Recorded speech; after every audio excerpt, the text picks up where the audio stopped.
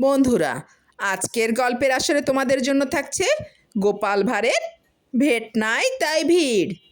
একবার গোপাল আহ্লাদপুরে বেড়াতে এসেছিল। নতুন জায়গায় ঘুরতে ঘুরতে এক অজানা দেবস্থানে উপস্থিত। সেদিন ছিল উৎসব তিথি।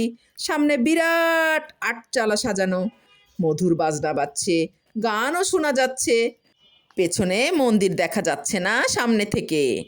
ভদ্রমহিলা ও ভদ্রলোকেরা প্রবেশ করছেন ভিড় করে দলে দলে।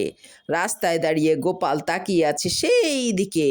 তার বড় ইচ্ছে সেও একবার ভিতরে গিয়ে দেখে কি জাতীয় তামাশা ওখানে হচ্ছে।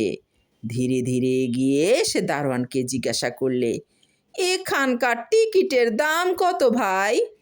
দারোয়ান বললে, সে কি, এখানে তো কোনো টিকিট লাগে না, বিনে পয়সায় মেলা দেখা যায়। গোপাল যেন অকুলে কুল পেয়েছে। এইভাবে ভুরু নাচিয়ে বলে উঠল, তাই বলো, ভেট লাগে না বলেই এত ভিড়। এই বলে গোপালও ঢুকে পড়ল ভিড়ের মাঝে আনন্দের লোভে।